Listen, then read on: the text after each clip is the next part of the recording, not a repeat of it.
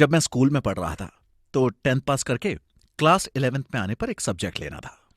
सारे friends commerce ले रहे थे। अपन पढ़ाई में कुछ खास तो थे नहीं, इसलिए साइंस लेने का तो सवाल ही पैदा नहीं होता था।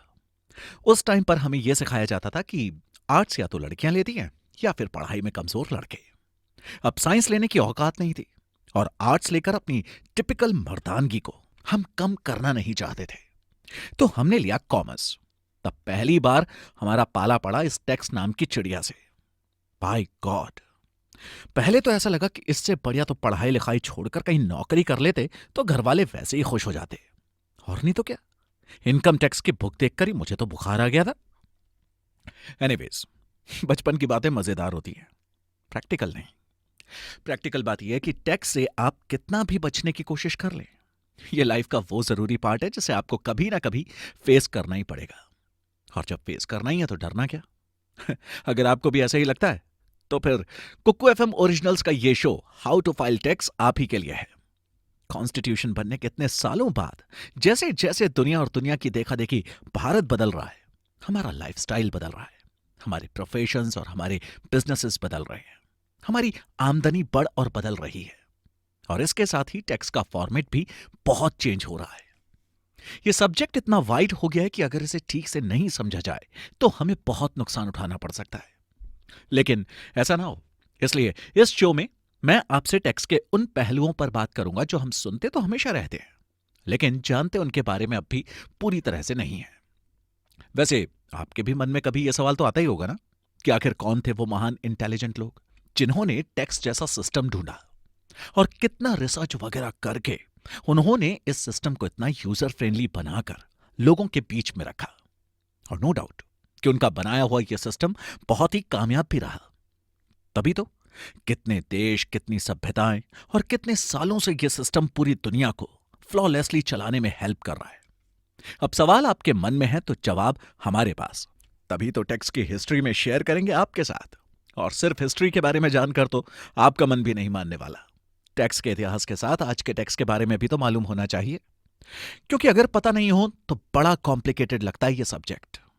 वैसे भी आज का टैक्स सिस्टम इतिहास के टैक्स सिस्टम से बहुत डिफरेंट है, और हमारे यहां कोई एक तरह का टैक्स तो है नहीं।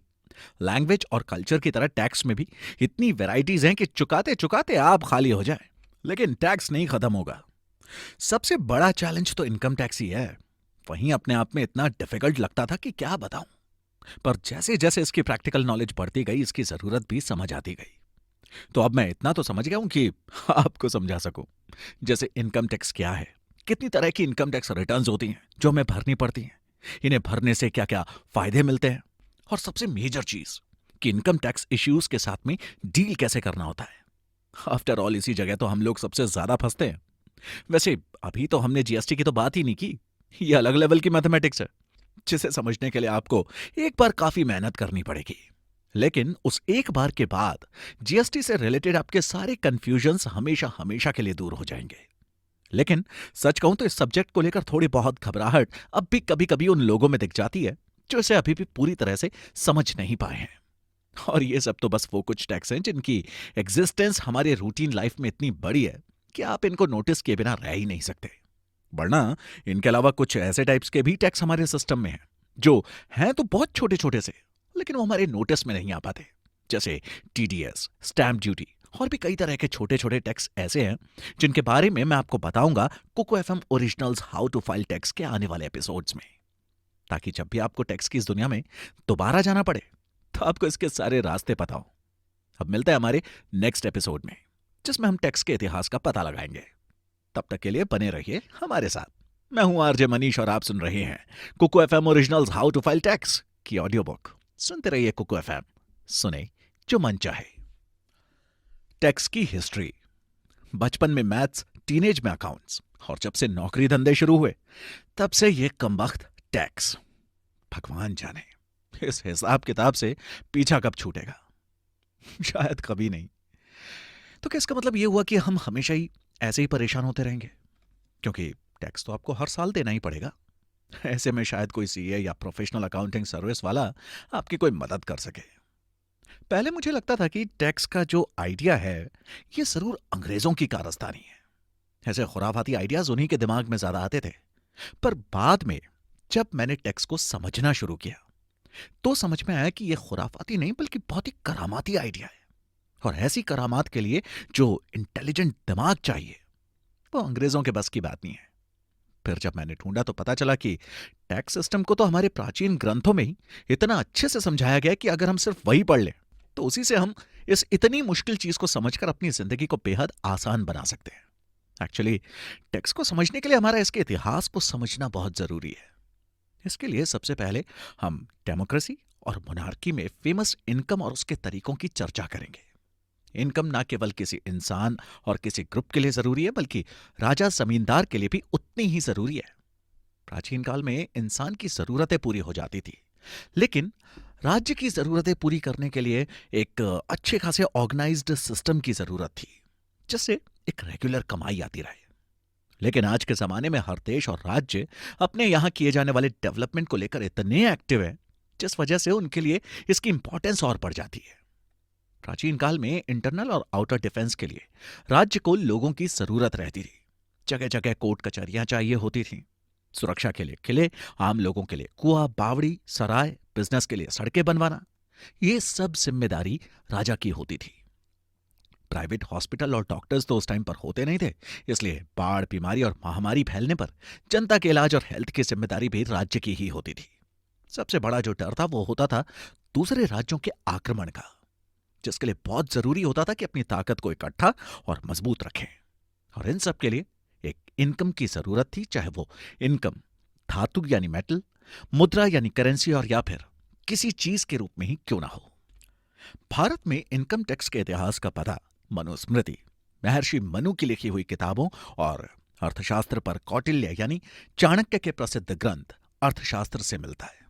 ईवाई इंडिया में लीडिंग पॉलिसी एडवाइजर रह चुके D.K. श्रीवास्तव के अकॉर्डिंग मनुस्मृति को आमतौर पर भारत में गवर्नेंस के प्रिंसिपल पर सबसे पुराना ग्रंथ माना जाता है। कौटिल्य यानी चाणक्य ने भी यह माना है कि अर्थशास्त्र को लेकर उनकी खुद की सोच भी इस ग्रंथ से बहुत इंस्पायर्ड है। यहां तक कि ब्रिटिश भारत के पहले वित्त मंत्री जेम्स विल्सन ने भी भारत में इनकम टैक्स लगाने के लिए 1860 में आयकर अधिनियम की शुरुआत करने के लिए मनुस्मृति से ही कंटेंट लिया था। लेकिन उस कंटेंट को समझाने के लिए हम पहले टैक्स को अलग अलग समय में जान लेते हैं। प्राचीन भारत यानी एंशिएंट इंडिया, एक पेपर जो उन्होंने मनु और कौटिल्य के टैक्सेशन के विचारों पर लिखा था। श्रीवास्तव ने मनुस्मृति के अध्याय 7 का जिक्र किया है, जो उनके अनुसार कराधान के सारे सिद्धांत बताते हैं। उनके अनुसार कराधान यानी टैक्सेशन वो है जो एक शासक को यानी कि राजा को जनता के लिए अपनी जिम्मेदारियां पूरी करने और बिजनेस चलाने वाले लोगों के लिए प्रॉफिट जनरेट करने और उसे मेंटेन करने की ताकत देता है। जो पहले से ही है उसकी सुरक्षा को मद्देनजर रखते हुए और जो बढ़ाना है उसको ध्यान में रखकर एक शासक को बिजनेस करने वालों पर टैक्स लगाना चाहिए। मध्यकालीन भारत यानी मिडिवल इंडिया, प्राचीन काल की तरह मध्यकालीन भारत में विभिन्न रियासतों का बोलबाला था, जिनमें से कुछ दिल्ली के प्रमुख राजवंशों के प्रति वफादार नहीं थे। इस काल में, इस टाइम पीरियड में 3 अलग अलग टाइम पर टैक्स का यह सिस्टम कैसे डेवलप हुआ, आइए सबसे पहले आपको वो बताते हैं। पहला, सल्तनत रूल। दिल्ली के सुल्तानों ने जागीरदार प्रणाली की शुरुआत की, जिसमें जागीरदार एक संपत्ति की देखरेख करता था और किराएदारों से उसका टैक्स इकट्ठा करता था। मुगलों के बनाए हुए सिस्टम को बाद में राजपूत, सिख और अंग्रेजों ने भी फॉलो किया। दिल्ली के सुल्तानों ने टैक्स से मिलने वाली इनकम को बढ़ाने के लिए कई तरीके अपनाए, जिसमें से कुछ तरीके ये हैं। पहला, खिराज। ये उनका मेन सोर्स ऑफ इनकम था, जिसमें करदाता अपनी आय या कुल उत्पादन का 5वां हिस्सा टैक्स के तौर पर अदा करता था।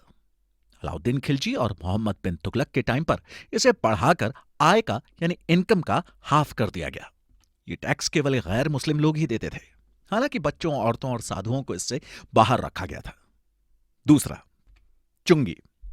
बाकी राज्यों से मिलने वाली चीजों पर 2.5 से 10% की एक्स्ट्रा इंपोर्ट ड्यूटी जो कमर्शियल चीजों पर लागू होती थी। तीसरा, ज़कात। यह मुसलमानों पर लगाया हुआ एक छोटा सा टैक्स था। सल्तनत काल के बाद आता है मुगल रूल यानी कि मुगल काल। 1566 तक अपने शासनकाल के पहले डेकेड में सम्राट अकबर ने शेरशाह की वही फसल दर रखी जिसकी प्राइस लिस्ट में एक सिंगल प्राइस होती थी। अगले 14 सालों में कई टैक्स कलेक्शन सिस्टम्स के साथ एक्सपेरिमेंट करने के बाद अकबर ने 1580 में जब्ती सिस्टम शुरू किया, जिसमें पिछले 10 साल में पैदा हुई अलग अलग फसलों और उनकी एवरेज प्राइस की कैलकुलेशन करके एवरेज पैदावार का 1/3 यानी कि 1/3 पार्ट राज्य को दे दिया जाता था। अकबर ने टैक्स असेसमेंट के कई और भी प्रोसेस फॉलो किए, जिसमें फसल, अनाज या बुवाई के बाद खुद को साझा करना शामिल था।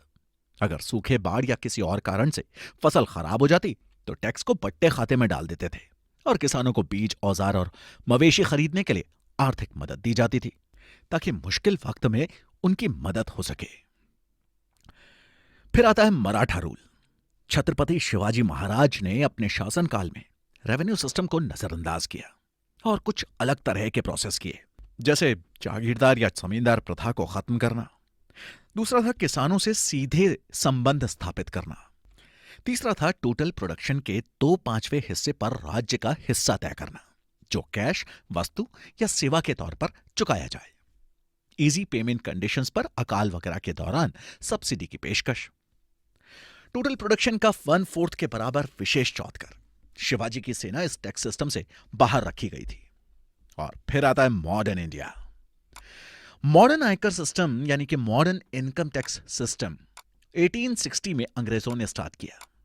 और इस सिस्टम के बारे में एक इंटरेस्टिंग फैक्ट यह है कि एक भारतीय विद्रोही ने उन्हें यह सिस्टम लाने के लिए मजबूर किया। 1857 के सैनिक विद्रोह ने ब्रिटिश हुकूमत को गहरी फाइनेंशियल मुश्किलों में ला खड़ा किया और खजाने को भरने के लिए उन्होंने वन टैक्स कलेक्शन सिस्टम लाने का डिसीजन लिया। लिहाजा उस टाइम के फाइनेंस मिनिस्टर जेम्स विल्सन फरवरी 1860 में पहला इनकम टैक्स लॉ लेकर आए, जो तब से भारत के टैक्स सिस्टम का बेस मॉडल रहा है। जैसा कि मनु के समय में था, वैसा ही आज भी है। इनकम टैक्स गवर्नमेंट की एक्टिविटीज के लिए रेवेन्यू जनरेट करने और भारत के रेजिडेंट्स को फंडामेंटल फैसिलिटीज अवेलेबल करवाने के लिए कमाई का एक मुख्य जरिया बना हुआ है। इसमें कोई दो राय नहीं कि टैक्स कलेक्शन का यह सिस्टम इतने सालों में बहुत सुधर गया है। पहले जहां राजा के आदेश पर हर इंसान टैक्स चुकाने के लिए मजबूर था, वहीं अब फाइनेंशियल कैपेबल इंसान को ही यह टैक्स चुकाना होता है। इसलिए कानूनन सारे बिजनेसों और व्यक्तियों को इनकम टैक्स रिटर्न भरना भी जरूरी होता है, ताकि सरकार यह डिसाइड कर सके कि किससे टैक्स वसूलना बाकी है और किसे टैक्स की रकम वापस की जानी चाहिए। टैक्स से रिलेटेड मनु ने जो भी कहा था वो आज भी उतना ही सच है। अगर आपके पास टैक्सेबल इनकम है तो सरकार आपसे टैक्स लेने का हक रखती है। मगर यह तो सिर्फ शुरुआत है।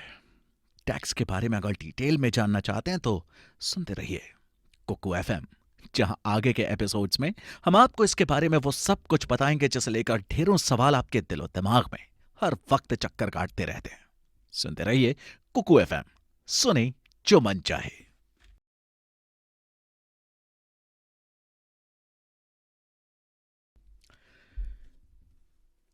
Types of taxes.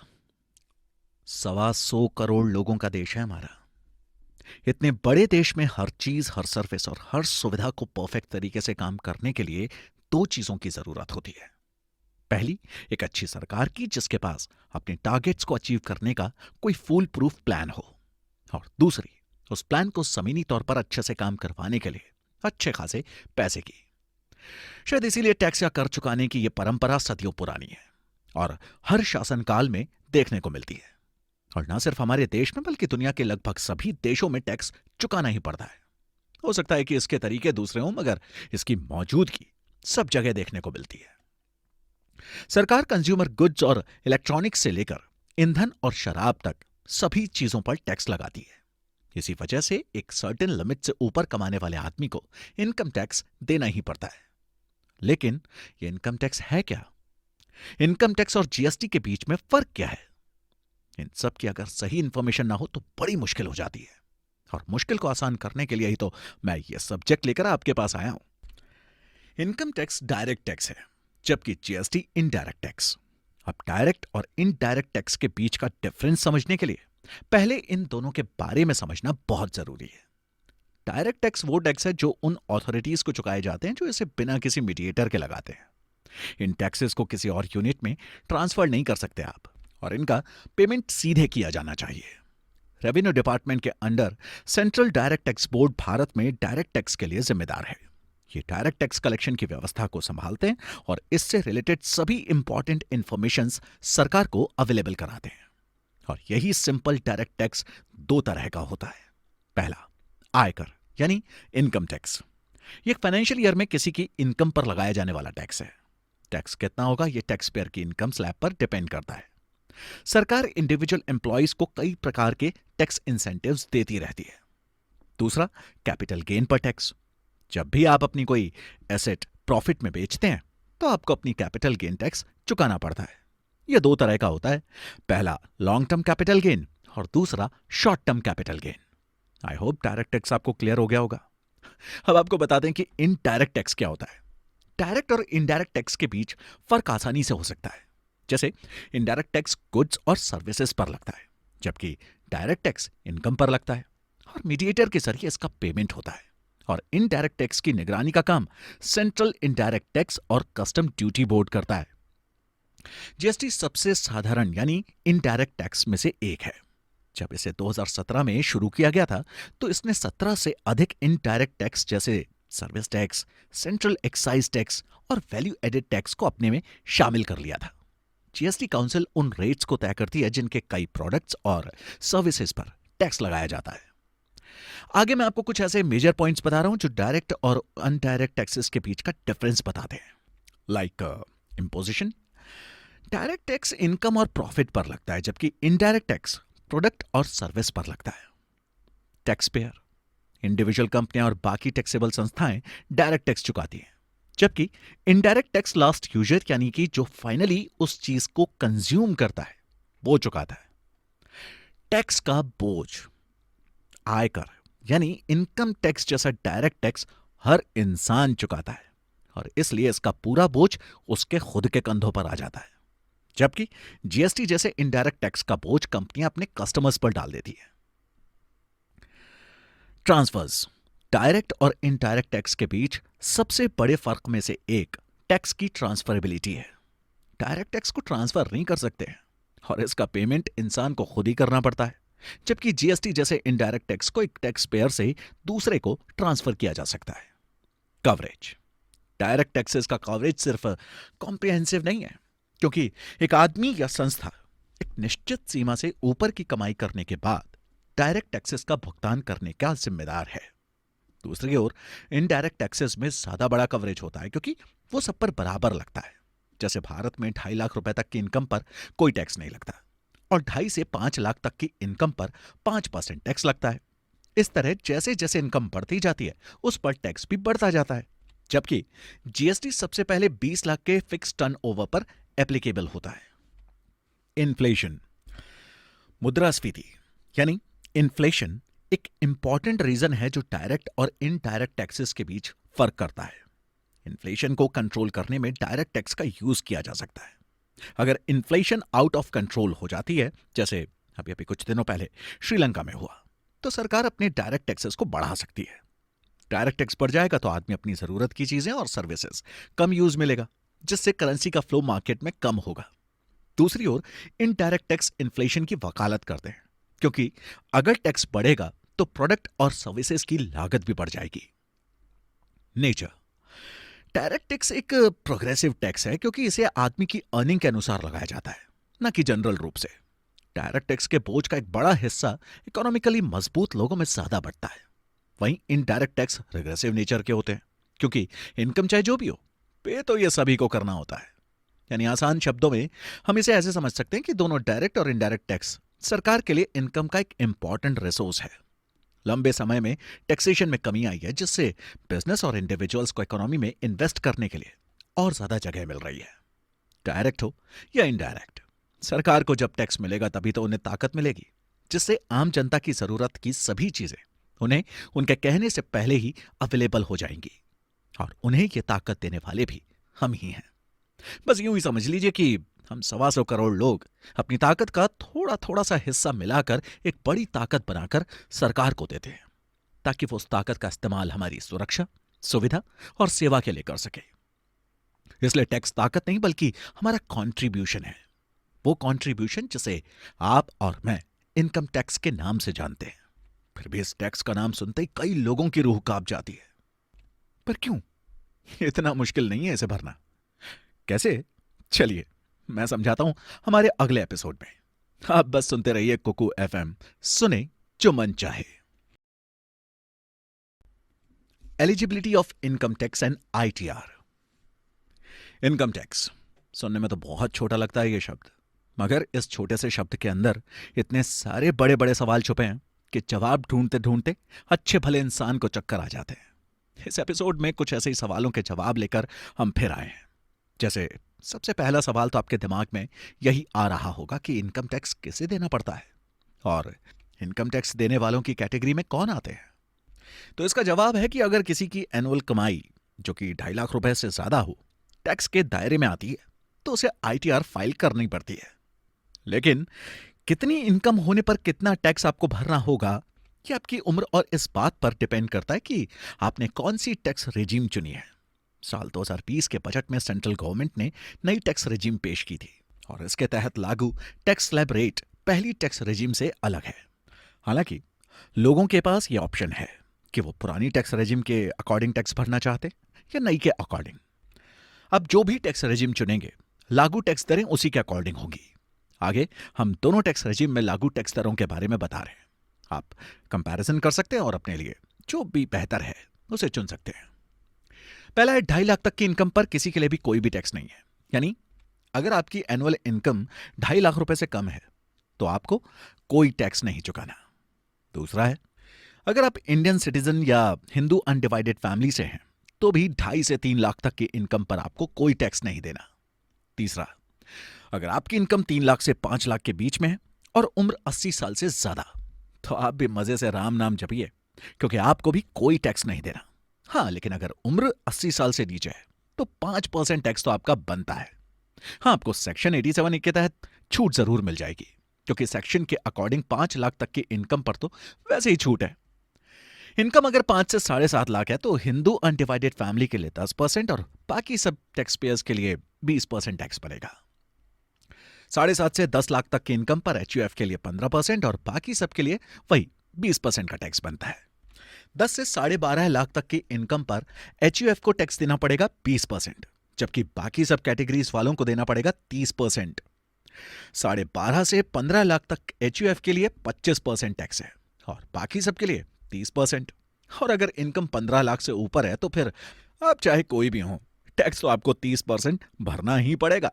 इसके अलावा जिसकी इनकम पर कोई टैक्स नहीं लगता लेकिन वो या तो 1 करोड़ या उससे ज्यादा पैसे बैंक में जमा करवाता है या अपनी या किसी और के फॉरेन टूर पर 2 लाख या ज्यादा रुपए खर्च कर देता है या फिर 1 लाख या उससे ज्यादा का बिजली का बिल भरता है तो भैया उस इंसान को टैक्स तो नहीं चुकाना, मगर हाँ इनकम टैक्स रिटर्न तो फाइल करनी ही पड़ेगी।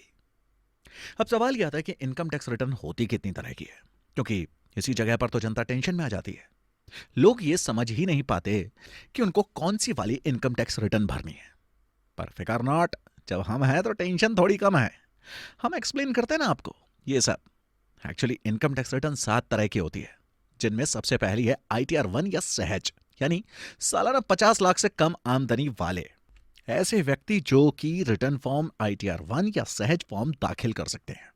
खासतौर पर ऐसे व्यक्ति जिनकी आमदनी या इनकम सैलरी और या फिर पेंशन के रूप में आती हो या फिर किसी एक हाउस प्रॉपर्टी से उनका किराया आता हो, ब्याज कमीशन इनाम वगैरह के रूप में किसी और रिसोर्स से आमदनी मिली हो जिसमें लॉटरी या किसी कंपटीशन से जीती रकम को शामिल नहीं कर सकते, खेती से होने वाली इनकम 5,000 रुपए से अधिक नहीं हो, टैक्स भरने लायक कैपिटल गेन्स नहीं हुआ हो, बिजनेस या प्रोफेशन से आमदनी नहीं मिलती हो, किसी कंपनी में डायरेक्टर नहीं होने चाहिए। दूसरी इनकम टैक्स रिटर्न आईटीआर 2 उन लोगों के लिए है जो 50 लाख रुपए से अधिक एनुअल इनकम वाले हैं। ऐसे लोग आयकर रिटर्न आईटीआर 2 दाखिल कर सकते हैं जिनकी आमदनी सैलरी या पेंशन के रूप में आती हो, हाउस प्रॉपर्टी से किराया मिलता हो, ब्याज कमीशन पुरस्कार वगैरह से आमदनी मिली हो। इसमें लॉटरी या कंपटीशन में जीती रकम को भी शामिल कर सकते हैं। खेती से होने वाली इनकम 5,000 से अधिक हो, किसी कंपनी में वो डायरेक्टर हो, किसी अनलिस्टेड इक्विटी शेयर्स में उन्होंने निवेश किया हुआ हो, कैपिटल गेन्स या विदेश से आमदनी हुई हो, विदेशी नागरिक हो या रेजिडेंट नॉट ऑर्डिनरीली रेजिडेंट यानी RNOR कैटेगरी में आते हो, पिछले फाइनेंशियल ईयर में हुए किसी नुकसान को कैरी फॉरवर्ड किया हो, परिवार के किसी और मेंबर की आमदनी को उन्होंने क्लब किया हो। आईटीआर 3 उन लोगों के लिए है जो कि आमदनी किसी बिजनेस या प्रोफेशन से कमाते हैं, या किसी कंपनी में डायरेक्टर हो जाते हैं, या फिर किसी फर्म में पार्टनर हो। आपने उस फाइनेंशियल ईयर जिसके लिए आप रिटर्न फाइल कर रहे हैं में अनलिस्टेड इक्विटी शेयर में निवेश किया हो। इसमें आप हाउस प्रॉपर्टी, सैलरी, पेंशन या किसी और रिसोर्स से मिली इनकम भी शामिल कर सकते हैं। बिजनेस फर्म हो एलएलपीज यानी कि लिमिटेड लाइबिलिटी पार्टनरशिप, एओपीज यानी कि एसोसिएशन ऑफ पर्संस, बीओआईज यानी कि बॉडी ऑफ इंडिविजुअल्स, एजेपी यानी artificial juridical person, estate of deceased, estate of insolvent, business trust, investment fund वगैरह को रिटर्न फॉर्म आईटीआर 5 दाखिल करना पड़ता है। अब आप पूछेंगे कि भैया ये जो अभी नाम गिनाए हैं ये किस बला का नाम है, तो मैं आपको थोड़ा सा कुछ एक हिंट दे देता हूं। एक बिजनेस को शुरू करने और चलाने के लिए एक एग्रीमेंट की जरूरत होती है। इसमें भाग लेने वाले लोग पार्टनर्स होते हैं और इस तरह वो फर्म को एक पार्टनरशिप फर्म कहते हैं। लिमिटेड लाइबिलिटी पार्टनरशिप यानी एलएलपी ये एक तरह से छोटी और कम जिम्मेदारियों वाली पार्टनरशिप फर्म है जिसमें बिजनेस ओनर की जिम्मेदारियां और देनदारियां बहुत ही लिमिटेड होती हैं। इसलिए limited liability partnership act 2008 notified on 31 मार्च 2008 में बनाए गए रूल्स और रेगुलेशंस के अंडर में आप एक छोटे बिजनेसमैन के रूप में काम कर सकते हैं। बिजनेस ट्रस्ट वो होता है जिसमें एक असेट दूसरी पार्टी के फायदे के लिए एक पार्टी के पास होती है। मालिक द्वारा एक ट्रस्ट बनाया जाता है जिसे सेटलर, ट्रस्टर या अनुदानकर्ता भी कहते हैं, जो ट्रस्टी को असेट ट्रांसफर करता है। ट्रस्टी ट्रस्ट के बेनिफिशियरी के लिए उस असेट को रखता है। आईटीआर 6 कंपनियों के लिए है। इस रिटर्न को सिर्फ ऑनलाइन ही फाइल किया जा सकता है, लेकिन जिन कंपनियों को सेक्शन 11 के तहत टैक्स में छूट मिलती है उन्हें यह रिटर्न दाखिल नहीं करना पड़ता। सेक्शन 11 के तहत टैक्स में छूट उन कंपनियों या संस्थाओं को मिलती है जिनकी आमदनी सोशल कॉज या रिलीजियस पर्पस के लिए दी गई प्रॉपर्टी से होती है। जो रजिस्टर्ड संस्था या आदमी religious, political, educational, research, social cause के कामों में लगा हुआ हो उन्हें यह रिटर्न यानी आईटीआर 7 दाखिल करना पड़ता है। हमने आपको जो कैटेगरीज बताई हैं आपको बस इतना देखना है कि आपकी इनकम इसमें से किस कैटेगरी में फिट बैठती है। बट अभी भी आईटीआर से जुड़े बहुत से सवाल हैं, जैसे किसे भरनी चाहिए और किसे नहीं भरनी चाहिए, कब भरनी चाहिए और कब नहीं, और सबसे बड़ा सवाल आईटीआर फाइल करने का प्रोसेस क्या है। अगर आप इन सबको थोड़ा डिटेल में समझना चाहें तो अगले एपिसोड को सुनिए, आपको आपके सब सवालों के जवाब मिल जाएंगे। चाणक्य याद है आपको? उनका एक और नाम है कौटिल्य। कौटिल्य ने इकोनॉमिक्स को जितने इंटरेस्टिंग तरीके से बताया है, मुझे लगता है कि कभी किसी ने नहीं सोचा होगा कि पैसा, करेंसी, बैंक और टैक्स जैसी बातें इतनी आसानी से समझ में आ जाएंगी। जस्ट इमेजिन कि उन्होंने टैक्सेशन को पेड़ों के जरिए समझाया है। वो कहते हैं कि पेड़ों से पके फल ही तोड़ने चाहिए, अगर कच्चे तोड़ेंगे तो नुकसान हमारा खुद का ही है। यानी एक गवर्नमेंट को टैक्स सिर्फ उन्हीं लोगों से लेना चाहिए जो उसे चुकाने की कैपेसिटी रखते हैं। अगर गरीब लोगों को भी टैक्स भरना पड़ा तो कुर्सियों को पलटते टाइम नहीं लगता। जीएसटी से पहले देश की हालत कुछ ऐसी ही थी। शायद इसीलिए कुर्सी पलटते ही जब इसने देश में कदम रखा तो सबने थोड़ी राहत की सांस ली। जीएसटी ऐसा टैक्स है जो किसी सामान को खरीदने या किसी सर्विस को खरीदने पर चुकाना पड़ता है। इसकी बहुत सी बातें जो आम लोगों की समझ से अभी भी बाहर हैं। आइए आज उन्हीं की बातें करते हैं। जरा देखें तो ये जीएसटी है क्या भला। जीएसटी का फुल फॉर्म होता है goods and service tax. Hindi में इसका मतलब होता है माल और सेवा कर। इसे चीजों की खरीदारी करने पर या सेवाओं का इस्तेमाल करने पर चुकाना पड़ता है। पहले मौजूद कई तरह के टैक्सों जैसे excise duty, VAT, entry tax, service tax वगैरह को हटाकर उनकी जगह पर एक टैक्स जीएसटी लाया गया। भारत में इसे 1 जुलाई 2017 से लागू किया गया, जिसके बाद अब सभी राज्यों और यूनियन टेरिटरीज में यह सिस्टम लागू हो चुका है। जुलाई 2017 के पहले देश और राज्यों में जो टैक्स सिस्टम चलता था उसमें कारोबारियों को प्रोडक्शन से लेकर सेल्स तक के बीच में अलग अलग स्टेजेस पर तरह तरह के टैक्स पे करने पड़ते थे। जैसे ही माल फैक्ट्री से निकलता था सबसे पहले उस पर एक्साइज ड्यूटी चुकानी पड़ती थी। कई सामानों पर एडिशनल एक्साइज ड्यूटी अलग से लगती थी। वहीं माल अगर एक स्टेट से दूसरे स्टेट में जा रहा है तो स्टेट में घुसते ही एंट्री टैक्स लगता था। इसके बाद जगह जगह चुंगियां अलग से। माल बेचते समय सेल्स टैक्स या वैट चुकाना पड़ता था। कई मामलों में परचेज टैक्स भी लगता था। अगर कोई सामान लग्जरी की कैटेगरी में आता है तो लग्जरी टैक्स अलग से चुकाना पड़ता था। वो सामान अगर किसी होटल या रेस्टोरेंट में मिल रहा है तो सर्विस टैक्स और अलग से देना पड़ता था। यानी कि फैक्ट्री से लेकर कंज्यूमर के हाथों में पहुंचने तक किसी सामान या सर्विस को कई तरह की ड्यूटीज या टैक्सेस से गुजरना पड़ता था। जीएसटी लागू करके कारोबारियों को टैक्सेस के इस मकर जाल से बचाने की कोशिश की गई है। पर सवाल यह है कि आखिर जीएसटी को लेकर आने की जरूरत क्यों पड़ी। अरे इसके पीछे की कहानी बड़ी इंटरेस्टिंग है, आप भी सुन लीजिए ताकि आपको भी समझ में आए कि पहले टैक्स की गणित कितनी उलझी हुई और कॉम्प्लिकेटेड थी। हमारे इंडियन कॉन्स्टिट्यूशन में टैक्स के जो पुराने रूल्स एंड रेगुलेशंस थे, उसमें चीजों के प्रोडक्शन या मैन्युफैक्चरिंग और सर्विसेज पर टैक्स लगाने का हक सेंट्रल गवर्नमेंट के पास था, जबकि सेल्स पर टैक्स लगाने का हक स्टेट गवर्नमेंट को मिला था। सबने अपने अपने हिसाब से टैक्स बनाए और कैटेगरीज तय कर दी।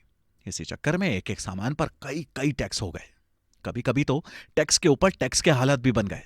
छोटे बिजनेसमैन और कंपनियों के लिए इन रूल्स एंड रेगुलेशंस से निपटना बड़ा मुश्किल काम था। इन झमेलों को दूर करने के लिए जीएसटी को एक ऐसे इंटीग्रेटेड कानून के रूप में लाया गया जो माल और सर्विस दोनों पर लग सके और जिसे प्रोडक्शन से लेकर सेल्स तक लगाया जा सके। प्रोडक्शन और सेल्स का अलग अलग पेज खत्म करने के लिए जीएसटी का सिर्फ एक बेस बना दिया गया। इसके लिए बाकायदा टैक्स कानूनों में बदलाव किए गए और संसद में बाकायदा कॉन्स्टिट्यूशन अमेंडमेंट का प्रोसेस पूरा किया गया। जीएसटी वैसे तो एक ही टैक्स होता है, लेकिन इसे 4 अलग अलग नामों से लिया जाता है। पहला है सीजीएसटी यानी central goods and services tax. अगर कोई सौदा या लेन देन एक ही देश के 2 कारोबारियों के बीच में हो रहा है तो सेंट्रल गवर्नमेंट के हिस्से के रूप में सीजीएसटी चुकाना पड़ता है। एसजीएसटी यानी state goods and services tax. अगर कोई सौदा या लेन देन एक ही स्टेट के 2 पक्षों यानी कि कारोबारियों के बीच में हो रहा है तो उस स्टेट गवर्नमेंट के हिस्से के रूप में आपको एसजीएसटी देना पड़ता है। यूटीजीएसटी या फिर यूजीएसटी union territory goods and services tax. अगर कोई सौदा या लेन देन किसी यूनियन टेरिटरी के 2 कारोबारियों के बीच में हो रहा है तो उस यूनियन टेरिटरी के हिस्से के रूप में यूटीजीएसटी चुकाना पड़ता है। इसी को यूजीएसटी भी कहते हैं। IGST integrated goods and services tax. अगर कोई सौदा या लेन देन 2 अलग अलग स्टेट्स के 2 कारोबारियों के बीच में हो रहा है तो सेंट्रल और स्टेट गवर्नमेंट दोनों का हिस्सा एक साथ आईजीएसटी के रूप में चुकाना पड़ता है। इसे अकेले केंद्र सरकार के पास जमा किया जाता है। बाद में केंद्र सरकार की ओर से राज्य सरकार को उनके हिस्से का टैक्स भेज दिया जाता है। आईजीएसटी में हिस्सा उस राज्य को मिलता है जिसे सप्लाई भेजी जाती है। किसी भी स्टेट के अंदर लेन देन की सिचुएशन में आपको हर सौदे पर 2 टैक्स एक साथ देने पड़ेंगे, सेंट्रल को सीजीएसटी और स्टेट गवर्नमेंट को एसजीएसटी। तो स्टेट्स के बीच लेन देन की सिचुएशन में सिर्फ एक टैक्स देना पड़ेगा, आईजीएसटी, वो भी सिर्फ सेंट्रल गवर्नमेंट को। हालांकि इस आईजीएसटी में बाद में कंज्यूम करने वाले स्टेट को हिस्सा मिलता है। फॉर एग्जाम्पल मान लेते हैं कि एक कंपनी ने होलसेल व्यापारी से कच्चा माल खरीदा। सौदे के दोनों व्यापारी एक ही स्टेट के अंदर आते हैं। कुल माल 10 लाख रुपए का है और इस पर 18% जीएसटी लगता है। यह सौदा होने पर होलसेल व्यापारी उस कंपनी से 10 लाख की खरीद पर 18% टैक्स वसूलेगा। सेंट्रल और स्टेट दोनों के टैक्स डिपार्टमेंट को वो आधा आधा यानी 90-90 हजार रुपए जमा करा देगा। इससे अलग अगर सौदा 2 राज्यों के 2 कारोबारियों के बीच हो रहा है तो सिर्फ आईजीएसटी के रूप में 1,80,000 रुपए केंद्र सरकार को देने पड़ेंगे। देखने से तो लगता है कि इतना भी मुश्किल नहीं है, मगर हाँ फिर भी जरा आंखें खुली रखिएगा। आफ्टर ऑल बाप बड़ा ना भैया, सबसे बड़ा रुपया। हालांकि जीएसटी यहां खत्म नहीं होता है। अभी तो मुझे आपको यह भी बताना है कि इसके आने से लोगों पर इसका कितना और क्या इफेक्ट हुआ है। अजी जनाब, बड़ा हंगामा हुआ था इस जीएसटी की वजह से, सिर्फ इस गवर्नमेंट के टाइम पर नहीं बल्कि पिछली गवर्नमेंट के टाइम पर भी। पर इसके लिए आपको सुनना पड़ेगा हमारा अगला एपिसोड। आ जाएंगी इसे समझ में आ जाएंगी। जस्ट इमेजिन कि उन्होंने टैक्सेशन को पेड़ों के जरिए समझाया है। वो कहते हैं कि पेड़ों से पके फल ही तोड़ने चाहिए, अगर कच्चे तोड़ेंगे तो नुकसान हमारा खुद का ही है। यानी एक गवर्नमेंट को टैक्स सिर्फ उन्हीं लोगों से लेना चाहिए जो उसे चुकाने की कैपेसिटी रखते हैं। अगर गरीब लोगों को भी टैक्स भरना पड़ा तो कुर्सियों को पलटते टाइम नहीं लगता। जीएसटी से पहले देश की हालत कुछ ऐसी ही थी। शायद इसीलिए कुर्सी पलटते ही जब इसने देश में कदम रखा तो सबने थोड़ी राहत की सांस ली। जीएसटी ऐसा टैक्स है जो किसी सामान को खरीदने या किसी सर्विस को खरीदने पर चुकाना पड़ता है। इसकी बहुत सी बातें जो आम लोगों की समझ से अभी भी बाहर हैं। आइए आज उन्हीं की बातें करते हैं। जरा देखें तो ये जीएसटी है क्या भला। जीएसटी का फुल फॉर्म होता है goods and service tax. Hindi में इसका मतलब होता है माल और सेवा कर। इसे चीजों की खरीदारी करने पर या सेवाओं का इस्तेमाल करने पर चुकाना पड़ता है। पहले मौजूद कई तरह के टैक्सों जैसे excise duty, VAT, entry tax, service tax वगैरह को हटाकर उनकी जगह पर एक टैक्स जीएसटी लाया गया। भारत में इसे 1 जुलाई 2017 से लागू किया गया, जिसके बाद अब सभी राज्यों और यूनियन टेरिटरीज में यह सिस्टम लागू हो चुका है। जुलाई 2017 के पहले देश और राज्यों में जो टैक्स सिस्टम चलता था, उसमें कारोबारियों को प्रोडक्शन से लेकर सेल्स तक के बीच में अलग अलग स्टेजेस पर तरह तरह के टैक्स पे करने पड़ते थे। जैसे जैसे ही माल फैक्ट्री से निकलता था, सबसे पहले उस पर एक्साइज ड्यूटी चुकानी पड़ती थी। कई सामानों पर एडिशनल एक्साइज ड्यूटी अलग से लगती थी। वहीं माल अगर एक स्टेट से दूसरे स्टेट में जा रहा है तो स्टेट में घुसते ही एंट्री टैक्स लगता था। इसके बाद जगह जगह चुंगियां अलग से। माल बेचते समय सेल्स टैक्स या वैट चुकाना पड़ता था। कई मामलों में परचेज टैक्स भी लगता था। अगर कोई सामान लग्जरी की कैटेगरी में आता है तो लग्जरी टैक्स अलग से चुकाना पड़ता था। वो सामान अगर किसी होटल या रेस्टोरेंट में मिल रहा है तो सर्विस टैक्स और अलग से देना पड़ता था। यानी कि फैक्ट्री से लेकर कंज्यूमर के हाथों में पहुंचने तक किसी सामान या सर्विस को कई तरह की ड्यूटीज या टैक्सेस से गुजरना पड़ता था। जीएसटी लागू करके कारोबारियों को टैक्सेस के इस मकर जाल से बचाने की कोशिश की गई है। पर सवाल यह है कि आखिर जीएसटी को लेकर आने की जरूरत क्यों पड़ी? अरे इसके पीछे की कहानी बड़ी इंटरेस्टिंग है। आप भी सुन लीजिए ताकि आपको भी समझ में आए कि पहले टैक्स की गणित कितनी उलझी हुई और कॉम्प्लिकेटेड थी। हमारे इंडियन कॉन्स्टिट्यूशन में टैक्स के जो पुराने रूल्स एंड रेगुलेशंस थे, उसमें चीजों के प्रोडक्शन या मैन्युफैक्चरिंग और सर्विसेज पर टैक्स लगाने का हक सेंट्रल गवर्नमेंट के पास था, जबकि सेल्स पर टैक्स लगाने का हक स्टेट गवर्नमेंट को मिला था। सबने अपने अपने हिसाब से टैक्स बनाए और कैटेगरीज तय कर दी। इसी चक्कर में एक एक सामान पर कई कई टैक्स हो गए। कभी कभी तो टैक्स के ऊपर टैक्स के हालात भी बन गए।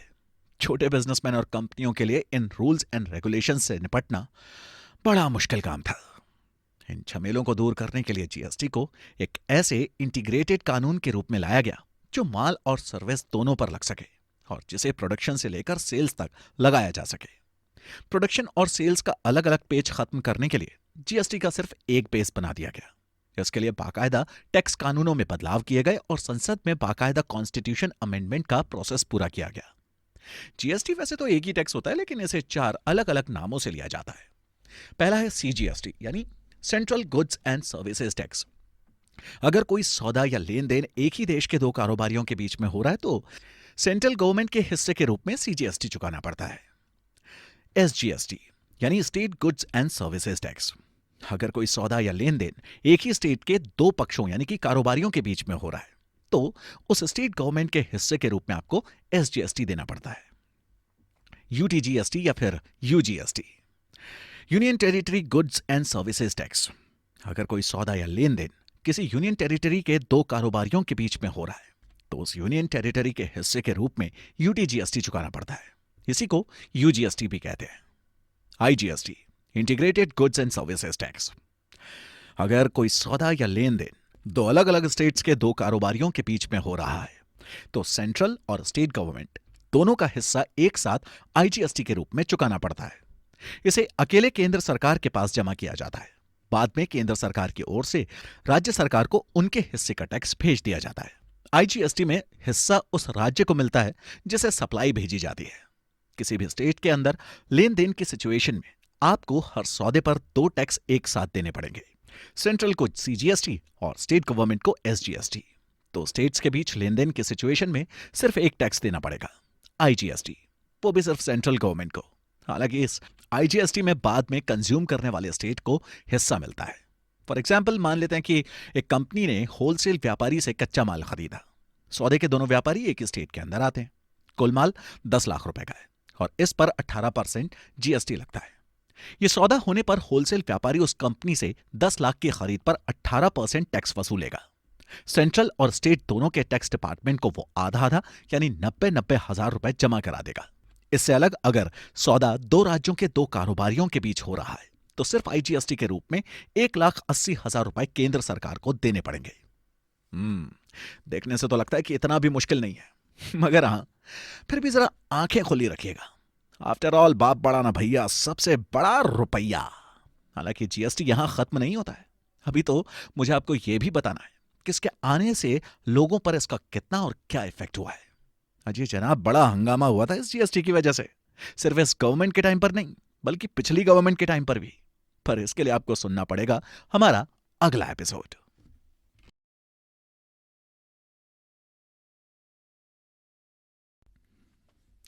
इन स्टेप्स को फॉलो कर फाइल करें आईटीआर। भगवान जाने इस हिसाब किताब से पीछा कब छूटेगा अपना, शायद कभी नहीं। तो क्या इसका मतलब यह हुआ कि हम हमेशा ऐसे ही परेशान होते रहेंगे, क्योंकि टैक्स तो आपको हर साल देना पड़ेगा। शायद कोई सीए या प्रोफेशनल अकाउंटिंग सर्विस वाला आपकी कोई हेल्प कर सके।